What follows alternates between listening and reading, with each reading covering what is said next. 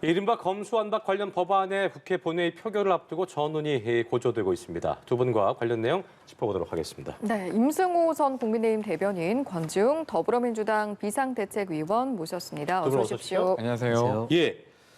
자, 민주당이 오늘 국회 본회의에서 검찰청법 개정안을 처리를 하고요. 바로 이어서 형사소송법 개정안도 상정할 예정인데 일단 지난 27일에 검찰청법 개정안은 필리버스터 대상이었기 때문에 오늘 자동 표결에 붙여지기 때문에 뭐 처리가 돼야 된다고 봐야겠죠?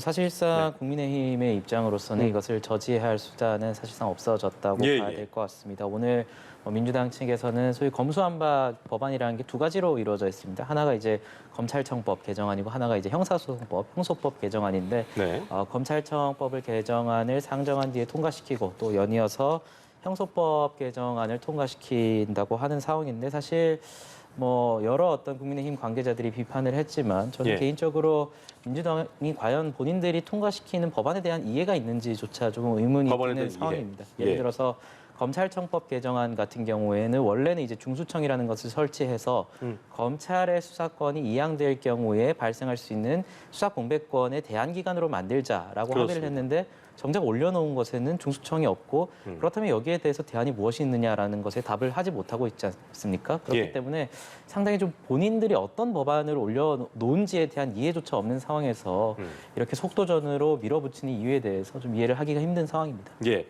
자, 권 의원께서는 현재까지 상황을 좀 어떻게 좀 보고 계십니까? 저희는 이제 이게 합의안에 따라서 지금 추진하고 있는 것입니다. 그러니까 이 합의안은 권성동 원내대표가 합의했고 그리고 심지어 이제 의총에서까지 추인했던 합의안대로 하고 있는데요. 그러니까 이제 검찰이 가지고 있던 직접 수사권이 6가지가 있었습니다. 그 중에서 4가지를 경찰로 이관한다는 것이 핵심 내용이에요. 그리고 경찰의 수사권을 보강하기 위해서 중대범죄수사청이라고 하는 걸 만들려고 하는데 이것은 합의안의 내용대로 따르면 6개월 안에 법안을 만들고 1년 안에 법안을 만든 이후로 1년 안에 이것이 설치되도록 한다. 그러니까 1년 6개월 안에 중수청을 만드는 것까지 내용으로 들어가 있는 상태입니다. 그래서 그렇게 있고 이 법안을 4월 중에 처리한다가 합의안의 내용이었습니다. 그래서 그 내용에 따라서 지금 진행하고 있는데요. 방금 임승호 대변인께서 중수청이 설치되지 않으면 그간 예를 들면 공직자에 대한 수사 혹은 아니면 선거 사범에 대한 수사가 불가능한 것처럼 이야기하셨는데 그런 게 전혀 아닙니다. 지금 내용은 검찰이 직접 수사할 수 있는 어떤 수사 내용에 대한 것에 대한 변경이지 대한민국의 어떤 형사 체계가 어떤 범죄를 수사하지 못하게 하는 것이 결코 아닙니다. 이미 이제 사실 공직자나 선거 사범의 경우에는 대부분 경찰이 수사를 하고 있습니다. 그리고 이 법이 개정되는 지금도 경찰이 수사를 할 수 있고요. 그러니까 되려 지금 이 법 개정 과정에서 마치 수사 공백이 생기는 것처럼 이야기하는 건 이 법의 내용이나 아니면 이 변경의 내용을 잘 이해하지 못하는 듯한 모습처럼 보입니다. 예. 어제 사법개혁특별위원회 구성안이 국회 운영위원회를 통과했었는데 국민의힘 같은 경우에는 간사만 참석을 했던가요? 그렇게 된 상황이고 중수청과 관련해서 권 비대위원님께서 여러 가지 말씀을 해주셨지만 이것은 민주당에서 굉장히 큰 실수를 한 것이 맞습니다. 1년 6개월 안에 만드는 것이니까 그 안에 수정하면 된다 이런 식으로 말씀을 하시는데 1년 6개월 안에 만들기 위해서 기본적으로 검찰청법 개정안을 올릴 때 중수청에 대한 문구를 만들어놔야 이행 작업이 가능한 것이거든요. 그러한 것을 하지 않은 상황에서 이 법안에 대한 이해도 없이 올려놓고 문제가 되니까 그냥 1년 6개월 안에는 어떻게 하겠다라고 하면서 이제 만드는 게 사개특위 만들어가지고 또 본인들 독단적으로 통과시키겠다 이러고 있는 거거든요. 그래서 저는 좀 궁색한 변명이라고 보고 또 중수청과 관련해서 수사권의 공백이 없다라고 말씀을 하시지만 경제범죄와 부패범죄에 한해서는 지금 2대 범죄에 한해서는 검찰의 수사권을 놔두겠다라고 하는 과정이지만 이 4개의 범죄에 대해서 이양을 하는 과정에서 최소한 3개월 정도의 어떤 수사 공백이 이루어질 수 있다라는 전문가의 의견이 굉장히 강했기 때문에 이것을 통해서 그렇다면 합의안에 중수청이라는 기관을 둬서 그 수사 공백을 막자고 여야가 당시에 합의를 했던 것이거든요. 그래서 권 비대위원님께서는 지금 합의안대로 하고 있다라고 하지만 그 합의안에 가장 중요했던 중수청에 관련해서 본회의 상정안에서는 빠뜨려 놓고 우리는 합의한 대로 처리하고 있다. 이것은 굉장히 어불성설이라고 보고 또 하나 독소 조항이라고 불리는 것이 지금 형소법 개정안 중에 고발인의 이의 신청권이 삭제되고 있습니다. 이것이 뭐 좀 쉽게 풀어서 말씀드리면 기존에는 예를 들어서 사회적 약자, 소수자 같은 경우에는 고소를 진행하기가 어렵기 때문에 주로 시민단체의 고발 사건으로 진행되는 경우가 삼자가 할수 있는 많습니다. 부분이 있었는데, 그렇죠? 제3자가 진행했을 경우에 경찰의 수사가 미진하거나 아니면 뭐 속된 말로 덮었다라고 그렇게 판단할 수 있는 과정에서 고발인이 검찰에 이의 신청을 할 수 있게 돼 있습니다. 그렇죠. 그런데 이번에 형소법 개정안 같은 경우에는 고발인의 이의 신청권이 삭제되어서 앞으로 사회적 소수자가 어떤 불합리한 경찰 수사를 당했을 때 더 이상 구제받을 수 있는 수단이 없어진 거예요. 고소인이 도와달라 네. 해도 어떻게 할 수가 없는 거죠. 그래서 이것 제3자가. 같은 경우에도 전체회의나 소위에서는 그렇다면 이 고발인 이의 신청권 없애는 거 하지 말자라고 했다가 본회의에서는 또 이거 살려놨거든요. 그래서 이런 식으로 저는 이건 보수 진보 정치의 문제가 아니라고 보고 기본적으로 피해자들의 인권을 구제할 수 있는 수단에 관한 문제인데 이것에 대해서도 그냥 우리는 그대로 가겠다. 이것은 최소한 국민들의 어떤 범죄 피해 사실에 대한 인지조차 하지 못하는 굉장히 좀 무책임한 법안이 아닌가 그렇게 생각합니다. 저는 뭐 이 부분에 있어서 좀 예. 억지 비판을 하고 있다고 생각되는데요. 저는 억지 지금 비판이다. 피해자들의 어떤 구제를 위해서 해야 될 보완은 해야 된다고 생각합니다. 근데 중수청의 경우는 이런 건데요. 지금 검찰정법과 형사소송법을 개정하고 있어요. 그리고 중수청을 설치하려고 하면 따로 법안을 만들어야 되는 상황입니다. 그러면 그 법안의 초안을 만들기 위해서 사개특위를 구성하는 것이지 지금 뭐 예를 들면 중수청에 대한 논의는 일부러 빼놓고 다른 법안을 먼저 처리한다는 식으로 비판하기는 저는 좀 무리가 있다고 생각하고요. 예를 들면 중수청을 설치하려고 해도 이 중수청을 어디에 설치할 것인가, 이를 행안부에 둘 것인가, 혹은 아니면 법무부에 둘 것인가 이런 논의들을 해야 해요. 그래서 그 절차를 밟는 것이지 지금 법안에 그것이 뭐 빠졌다 이렇게 말할 수 있는 상황이 아님에도 불구하고 마치 합의안에 있던 무언가가 빠진 것처럼 이야기하시는 게 저는 좀 부적절하다고 봅니다. 이 부분에 대해서 조금 덧붙여야 될 것 같은데요. 예. 중수청을 만드는 것 자체는 말씀하신 대로 따로 법안을 만들어야겠죠. 근데 중수청을 만들었을 때 거기에 어떤 수사 권한을 만들어줄 것을 검찰청법 개정안에 명시를 해야 됩니다. 검찰청법 개정안에 뭐 수사 공백 기간의 어떤 수사권 같은 경우에는 중수청에게 이양한다라는 문구가 있어야 중수청 법안을 따로 만들어서 중수처를 출범시켰을 때 그 중수청이 합법적으로 수사를 할 수 있는 거거든요. 최소한의 법률적 권한도 검찰청법 개정안에 명시를 하지 않은 상태에서 중수청 법안을 따로 만들면 뭐 하겠습니까? 법적 권한이 없는데. 그래서 저는 중수청을 만들기 위해서 검찰청법 개정안에 어떤 것을 명시해야 된다는 것이 아니라 중수청에게 합법적인 수사 권한을 주기 위해서 최소한 검찰청법 개정안에 예. 그것에 대한 명시 조항을 남겼어야 되는데 그것조차 지금 하지 않았다는 얘기를 드리는 겁니다. 지금 결국 계속해서 지금 두 분 사이에서 이야기가 나오고 있는 것이 중수청 설치 내용 이제 검수완박 합의안에 있었는데 본회의 상정된 검찰청법 개정안에는 왜 빠진 것인가 이 부분이거든요. 예. 그러니까 이게 사실은 중수청의 내용이 확정되지 않은 상황에서 그 중수청의 어떤 권한을 이관한다라고 하는 게 적절한가 아닌가에 대해서도 좀 논란이 있습니다. 그래서 이제 사개특위를 만들어서 그 법안의 내용, 그러니까 중수청의 내용이 좀 확정되면 검찰청법을 개정해서 그 권한을 이양하면 되는 것이에요. 그러니까 지금의 논의를 보더라도 저희가 이제 6대 범죄라고 했던 것의 수사 내용을 중수청으로 이관하는 게 불가능하지 않습니다.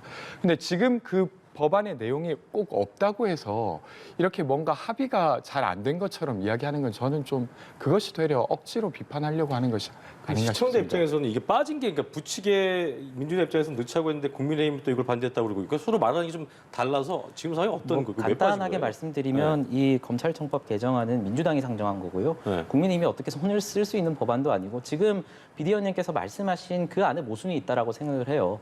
방금 말씀하신 게 중수청이라는 독립기구가 없는 상황에서 그 명시하는 게 어렵다. 그렇기 때문에 속도 조절을 해서 중수청법을 설치하는 법안에 대해서 만들어 놓고 검찰청법을 개정하는 게 상식적인 어떤 순서거든요.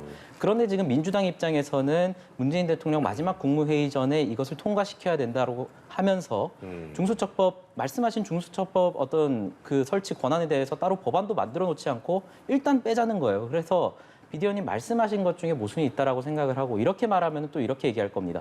윤석열 당선인이 됐을 때 속도 조절해서 윤석열 당선인한테 이거 통과시켜달라 하고 한다면 거부권 행사할 것 아니냐. 저는 이것조차 만약에 민주당이 제시하는 것이 합리적이고 국민들을 설득할 수 있는 법안이라면 윤석열 당선인이 만약에 거부권을 행사하면 굉장히 정치적인 큰 역풍이 올 것입니다. 그래서 윤석열 당선인이 되기 전에 취임하기 전에 문재인 대통령 하에서 이것을 해야 되기 때문에 속도 조절을 하지 않고 중수청 법안도 만들지 않은 상황에서 일단 빼놓는다. 저는 이것은 국민들을 설득할 수 없다고 봅니다. 조금 더 이야기 보실까요? 드려야 예. 될 것 같은데요. 음. 지금 일단 검찰청법과 형사소송법을 먼저 만들고 사개특위를 열어서 중수청에 대한 어떤 법안을 마련하고 1년 안에 다시 설치한다라는 내용은 합의안의 내용입니다. 그러니까 이게 갑자기 이렇게 앞뒤가 안 맞게 된 것이 아니라 이 합의안 자체가 이제 박병석 의장이 낸 합의안이고 여기에 국민의힘 권성동 대표 그리고 의총까지 열어서 합의를 했던 내용입니다. 근데 그러다가 갑자기 한동훈 법무부 장관 지명자의 전화가 있었다고 하는 보도와 함께 이것이 다 물거품이 되었어요. 그러니까 이 내용 자체가 만약에 이 내용 자체가 아주 엉뚱한 것이었으면 권성동 원내대표가 혹은 아니면 국민의힘 의총에서 이것을 합의를 추진할 수 있었을까? 그렇지 않았을 거라고 생각합니다. 그러니까 그때 당시에는 이렇게 법안을 만들어 나가도 어느 정도 이 검찰의 기소권과 수사권을 분리시키는 것을 해낼 수 있겠다고 생각했기 때문에 국민의힘도 합의를 했겠죠. 근데 지금 와서는 이렇게 하면 정말 말이 안 된다라고 되게 말을 뒤집어서 하고 있는 것입니다. 민주당 입장에서는 이 합의안이 완전히 만족스럽지는 않았습니다. 그러니까 예를 들면 6대 범죄 모두를 검찰의 직접 수사로부터 분리해내려고 했는데 어느 정도 합의가 필요했기 때문에 저희가 양보한 부분도 있었는데 그런 것까지 해서 만들어낸 합의안을 스스로 폐기해놓고 지금 와서 갑자기 이 합의안 자체가 아주 엉뚱했던 것이다라고 말하는 게 저는 되려 더 맞지 않다고 생각합니다. 자, 어쨌든 민주당 입장에선 운영위를 소집해서 사개특위 구성안 의결을 했고 사개특위가 가동된다면 민주당 입장에선 중수청 설립법을 추진한다는 입장이고요. 또 국민의힘은 입법 독재를 저지하겠다. 뭐 이런 이렇게 밝힌 상황인데 본회의에서 이게 결의안 통과가 된다 하더라도 논의 제대로 안 될 것 같은데요. 많은 분들이 예상하는 것처럼 이 법안 또한 그냥 민주당이 기리 표결을 하든지 독단적으로 행할 것이 굉장히 뻔히 보이는 상황이죠. 이 시기에 와서 협의를 통해서 중재안을 만든다는 것은 사실상 물이 건너간 그런 상황이기 때문에 힘든 상황이고 비대위원님 말씀하신 것 중에 어떤 권성동 원내대표가 합의한 것을 왜 파기하느냐. 저는 이것에 대해서는 국민의힘이 큰 실수를 했다라고 봅니다. 지금 말씀하신 어떤 중수청 법안과 관련해서도 예. 합의를 하면 안 되는 상황인데 저는 합의를 했다는 점에 대해서는 이 검수완박 현안이 다 끝나고 나서 국민의힘 내부에서 좀 자성의 목소리가 있어야 된다라고 생각을 하고요. 또 말씀하신 것 중에 어떤 한동훈 후보자의 전화를 받고 태도가 바뀌었다라는 식의 발언은 조금 정정을 해야 될 것 같습니다. 이준석 대표가 먼저 전화를 통해서 법리적인 자문을 구한 상황이고 한동훈 후보자의 어떤 지시에 따라서 그것이 바꿨다라고 하는 상황은 조금 팩트 자체를 뒤집는 그런 발언이기 때문에 조금 정정이 필요할 것 같습니다. 거슬러 올라왔을 때 이제 임 전 대변인 좀 얘기를 듣고 싶은데 권성동 원내대표가 박병석 의장의 중재안을 받아들인 것 그거는 좀 어떻게 보셨어요? 저는 그것조차 조금 권성동 원내대표도 그것에 대해서 좀 여러 번 사과의 말씀을 하지 않았습니까? 그렇기 때문에 저는 합의안을 받은 것 자체가 저로서는 개인적으로는 상당히 아쉬운 것이었고 최소한 필리버스터라든지 어떤 합법적 저지 수단을 모두 시행해 본 뒤에 중재를 했으면 좋지 않을까라는 생각이 듭니다. 그럼에도 불구하고 이것을 파기할 수밖에 없었던 이유는 이것에 대한 여론이 지금 굉장히 좋지 않고 왜 그 합의안을 쉽게 받았냐라는 국민적 여론이 굉장히 심하기 때문에 저희는 그러한 비판에도 불구하고 이런 파기를 감수할 수밖에 없었던 상황이고 지금 민주당 측에서는 어떤 권성동 원내대표가 이것을 뒤집은 것에 대해서 제대로 된 사과를 하지 않는다라고 말을 하고 있지만 수차례 사과의 말씀을 전한 적은 있습니다. 저는 반대로 민주당 측에서도 지금 법사위에서 사보임만 4차례를 하고 있고 양양자 의원도 사보임한 다음에 양심상 이것은 할 수 없다라고 하니까 민영배 의원까지 탈당시키고 지금 얘기가 나오는 것은 마지막 국무회의 때 물리적 시간으로 통과시키기 어렵다라는 얘기가 나오니까 그렇다면 행정부의 국무회의 시간까지 조정하자 이런 얘기까지 나오고 있거든요. 그래서 저는 합의를 어떤 뒤집은 것에 대해서는 권성동 원내대표가 말했듯이 사과를 드릴 그런 사안이라고 보지만 민주당에서도 좀 충분한 사과의 목소리가 나야 된다고 생각합니다. 예. 권성동 원내대표 이야기 나온 김에 지금 이런 상황에서 검수완박 법안에 대해서 거부권을 행사해달라 지금 문재인 대통령에게 면담을 요청하기도 했거든요. 이런 모습은 좀 어떻게 보셨습니까? 그러니까 문재인 대통령께서 이 그 검찰 기소와 수사권 분리와 관련해서 마지막으로 낸 메시지가 사실은 검찰이 가지고 있었던 기소 권한과 수사 권한을 분리시키는 건 동의한다 여전히. 근데 하지만 이게 국민 눈높이에 맞춰서 좀 법안이 만들어져야 된다 이렇게 말씀하셨거든요. 그래서 지금 이 합의한 내용대로라면 거부권을 행사하시지는 않을 것 같습니다. 그렇게 보여지고 예. 저는 국회라고 하는 공간은 각자 자기가 원하는 것이 있다 하더라도 어느 정도는 양보하거나 조정해내는 공간이라고 생각합니다. 그리고 이번에 이제 민주당이 낸 안에서부터 합의안이 나왔을 때 민주당 내에서도 되게 큰 논란이 있었습니다. 이대로 법을 통과시키면 우리가 되려 이제 지는 거다 혹은 아니면 되게 잘못하는 거다라고 하는 비판이 있었음에도 불구하고 서로 양보를 했어야 이룰 수 있는 것이 있었기 때문에 정의당, 민주당 그리고 국민의힘까지 동의를 했던 합의안을 아주 오랜만에 만들어낸 것이었습니다. 그래서 저는 초기에는 되게 기대가 컸었어요. 이렇게라도 조금씩 진전해내는 경험 자체가 되게 중요하기 때문인데 그것 자체가 파기된 것이 저는 되게 아쉽고요. 예. 근데 말씀하신 대로 저는 민영배 의원이 당을 탈당해서 어떤 법안 조정 회의에 들어간 이런 것들은 저는 아주 부적절했다고 저희 당에서 있었던 일이지만 저도 비슷하게 생각하고 있습니다. 예. 절차상으로 아까 얘기 잠깐 하셨었는데 그럼 3일에 만약에 그럼 본회의가 일찍 열리게 되는 거예요? 어떻게 되는 거예요?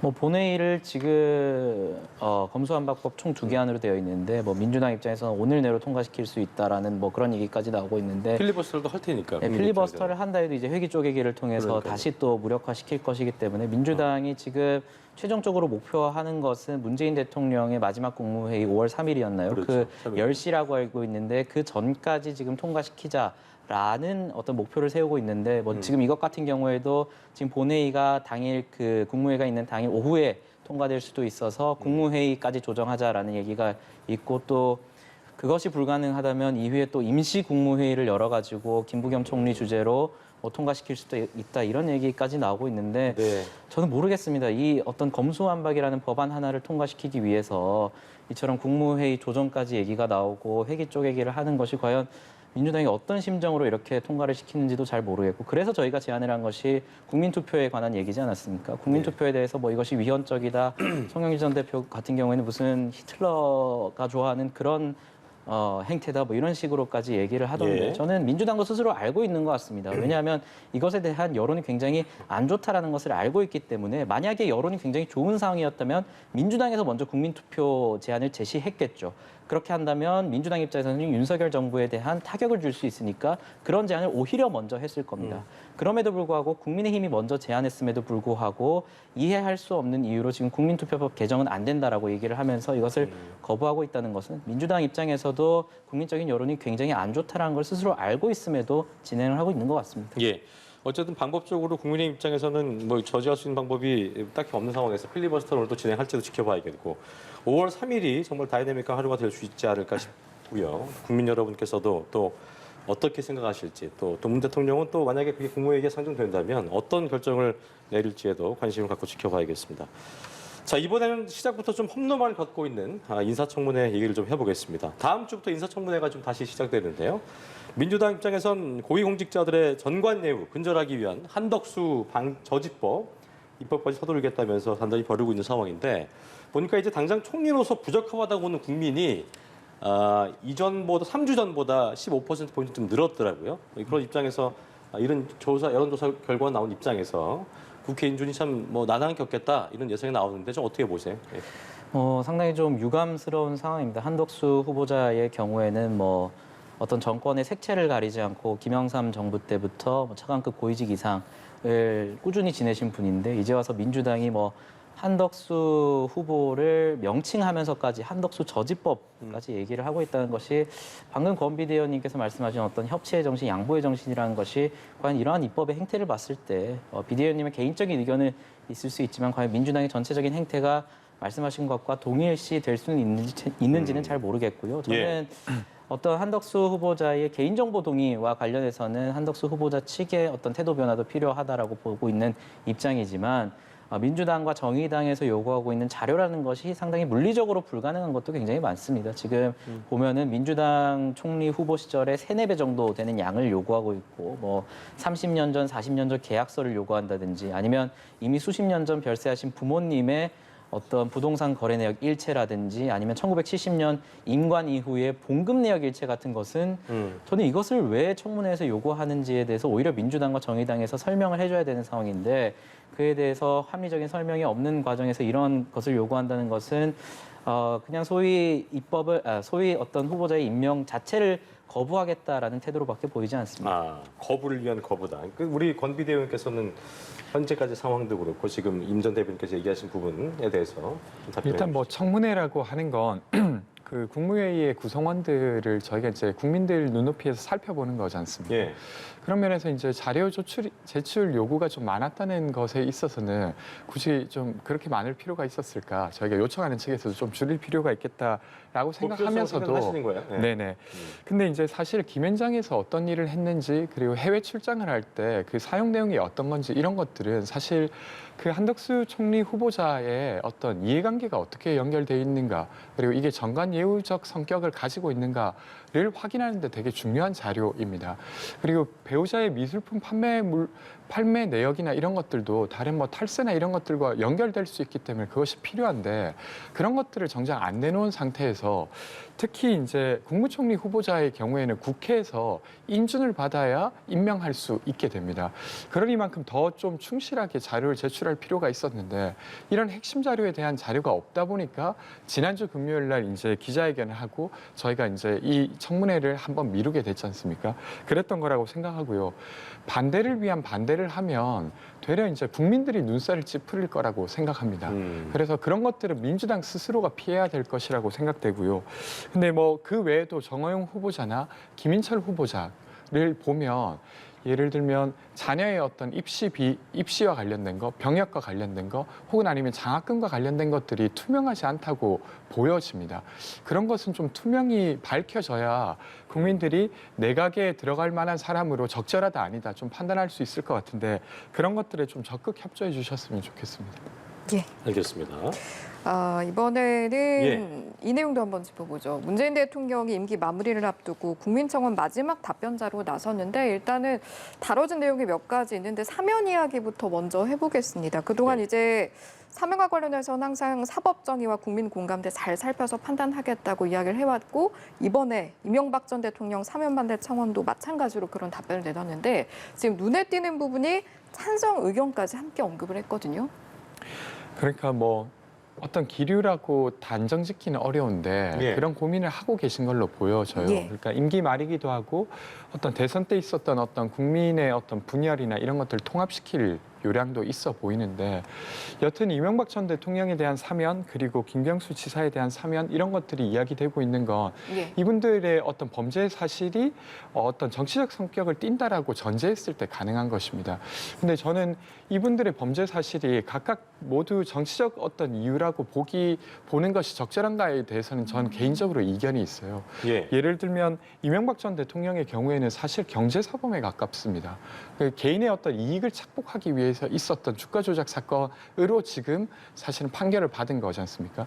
근데 그에 반해서 김경수 지사의 경우에는 선거 과정에서 어떤 선거의 진영을 지키기 위해서 어떤 했던 행동이 어떤 부적절했다고 해서 판결을 받은 것입니다. 그래서 예. 이런 것들을 좀 달리 볼 필요는 있다고 저는 생각합니다. 예. 면면에 따라서 좀 달리 봐야겠다라는 네. 말씀을 해주신 것 같은데 일단은 지금 임기 10일 정도 남겨두고 있는 상황에서 문재인 대통령 특별사면 단행할 가능성 좀 어떻게 보시는지요? 저는 물리적인 시간으로 봤을 때는 조금 힘들고 문재인 대통령 입장에서도 어떤 굉장히 큰 정치적 리스크를 지면서까지 마지막에 큰 부담을 가져갈 필요는 있나라고 생각은 했는데 예. 조금 눈에 띄는 변화라고 할까요? 이런 것이 기존의 이명박 대통령 사면에 대해서 청와대 측에서는 조금 부정적으로 얘기하는 측면이 강했는데 이번 같은 경우에는 찬성하는 의견도 많다라고 하면서 그 뉘앙스가 조금 변한 것을 볼 수 있습니다. 그렇다면 약 3개월 기간 동안 어떤 변화가 있었는지에 대해서 좀 살펴볼 필요가 있는데 지금 논의되고 있는 것이 뭐 정경심 교수에 대한 사면이라든지 김경수 지사에 대한 사면이 지금 언론에서 계속 부각되고 있지 않습니까? 그래서 만약에 사면을 단행한다면 문재인 대통령이 이명박 전 대통령의 사면과 동시에 다른 분들의 사면까지 고려하고 있지 않나라는 생각을 하고 있는데 그러나 특히나 정경심 교수에 대한 사면을 만약 단행한다면 정경심 교수의 경우에는 수용 기간도 지금 굉장히 짧은 상황이고 소위 말하는 7대 허위 스펙에 대한 자세한 반성이라든지 사과의 메시지도 전혀 나오지 않고 있기 때문에 예. 만약에 이것을 단행한다면 정치적 역풍이 굉장히 셀 것이다라고 예상하고 있습니다. 예. 대통령 집무실 이전 반대 청원 관련돼서도 저희가 아까 방준혁 기자의 리포트로도 확인시켜드렸는데 꼭 이전을 해야 되나 하는 입장을 내놓았습니다. 100년 대계를 토론도 없이 밀어붙인다 지적을 하자 당선인 측이 예의를 지키라면서 반박을 한 상황인데 어쨌든 논란되고 있는 상황에서 임기를 이제 마무리를 앞두고 문 대통령이 반대 입장을 피력한 이유, 그러니까 사실 대통령이 한마디라는 것이 어떻게 민감하게 해석될 수 있는 부분이기 때문에 더 그런 것 같은데 권 비대위원은 어떻게 좀 보셨는지 듣고 싶네요. 이게 제 내용을 보면 예. 사실은 집무실 이전 자체를 반대했다고 보긴 저는 어렵다고 봅니다. 예. 근데 그 이전하는 과정에서 5월 10일까지 이전해야 된다는 어떤 전제하에 이루어졌던 급하게 진행된 부분, 그리고 기존에 이제 가지고 있었던 기관으로 이전시킴으로써 기존 기관이 가지고 있었던 어떤 특수성이나 이런 것들을 다시 보완할 조치가 필요하게 된 어떤 이런 것에 대한 어떤 의견을 냈다고 저는 보여져요. 그래서 사실 문재인 대통령께서도 대통령 집무실을 광화문으로 가려고 했었지 않습니까? 그래서 그것 자체에 대한 반대라고 저는 보기 어렵다고 보고요. 특히나 만약에 반대했다고 하면 예비비를 국무회의에서 편성해 하거나 이렇게 하지 않으셨겠죠. 근데 그렇게 하지 않고 예비비를 편성해서 집무실 이전에 대한 필요한 것들의 조치에 협조하고 있지 않습니까? 그래서 반대라기보다는 이것이 좀 급하게 진행된 것에 대한 어떤 의견이었다고. 다소 성급함에 대한 지적으로 보신다는 네, 말씀이신 거죠? 네. 네. 저는 조금 의견이 네, 다른 어떻게 게 보세요? 뭐 반대 의견이 아니라고 말씀하셨지만 자세한 내용을 살펴보면 광화문으로 갈 필요가 없는데 뭐 그렇게 큰 돈을 들여가면서 다른 곳으로 이전해야 되는지 잘 모르겠다라고 하면은 명백하게 그냥 새로 들어오는 후임 대통령에 대한 정책적 반대라고 봐야 될 것 같고 저는 솔직히 말씀드리면 이러한 어떤 문재인 대통령의 태도는 몽리라고밖에 볼 수 없을 몽리다? 것 같습니다. 얼마 전 다른 방송사와의 어떤 진행자의 대담에서 검수완박에 대해서 얘기를 하다가 뭐 검찰이 때로 무소불위한 것이 상식이다라는 발언까지 했다가 뒤에 그 사회자가 말한 것이 그렇다면 민주당에서 이렇게 강하게 드라이브를 거는 것은 괜찮냐라고 물으니까 현안에 대해서는 답하지 않겠다라고 얘기를 했어요. 근데 보면은 지금 이것 같은 경우에 현안에 대해서 열심히 답하고 계시거든요. 그러니까 뷔페처럼 본인이 원하는 것은 선택해서 답을 하고 있고 본인이 불편한 것은 선택적으로 답을 하지 않는 태도는 저는 좀 이해하기가 힘들고 사실 이 문제와 관련해서 3월쯤에 청와대에서도 청와대 측에서 우리들은 광화문 시대라는 약속을 지키지 못했지만 당선인의 어떤 그 의지는 실현되었으면 좋겠다라는 그러한 발언이 있었고 그 뒤에 문재인 대통령과 당선인의 회동이 이루어지면서 이 문제에 대해서 예비비까지 이끌어내는 그런 상황이 있었는데 퇴임을 10일 정도 앞두고 다시 이렇게 이미 찬성 반대의 영역을 떠난 이런 부분에 있어서 굉장히 강력하게 반대의 목소리를 내는 것은 네. 솔직히 말씀드리면 몽리라고밖에 볼 수 없을 것 같습니다. 저는 그렇게 보기는 어렵다고 보고요. 짧게요. 네, 국민의 눈높이랑 비슷한 것 같습니다. 왜 5월 10일까지 이걸 이전시켜야 되는가? 그게 6월 2일이거나 6월 3일이면 안 되는 이유에 대해서 국민들은 크게 납득하지 못하고 있습니다. 거기에 대한 비슷한 뉘앙스로 저는 이야기했다고 봅니다. 예. 예. 한번 짧게 듣고 마무리하면 될 것 이제 같습니다. 5월 10일까지 예. 이제 아까 말씀하셨던 것처럼 이제 충분한 국민적 토론과 논의에 대한 부분이었기 때문에 아마도 이제 그 검수완박 법안도 국무회의 테이블에 올라오면 이런 부분도 많이 고민을 하시지 않을까 싶은 생각이 드네요. 뭐 그렇죠? 근데 문재인 대통령의 최근에 어떤 당선인과의 어떤 갈등이라든지 태도로 봤을 때는 뭐 검수완박 법안에 대해서도 뭐 거부권을 행사할 것 같지는 않고요. 민주당이 소위 말하는 민주당의 어떤 당론이라는 것이 이런 것을 철저히 따르는 결정이 나오지 않을까라고 생각이 듭니다. 예, 예. 저희 지금 시간 1분 정도 남겨두고 있는데요. 네. 어제 송영길 전 대표 민주당의 서울시장 후보로 확정이 됐고 일단 오세훈 현 시장 같은 경우에는 이미 지난 11일이던가요? 이제 후보로 확정이 됐기 때문에 향후 지방선거 전망에 대해서 각자 30초씩 간단하게 듣고 마무리하겠습니다. 네. 제가 민주당 입장에서는 되게 어려운 선거를 이제 치르게 되는데요. 네.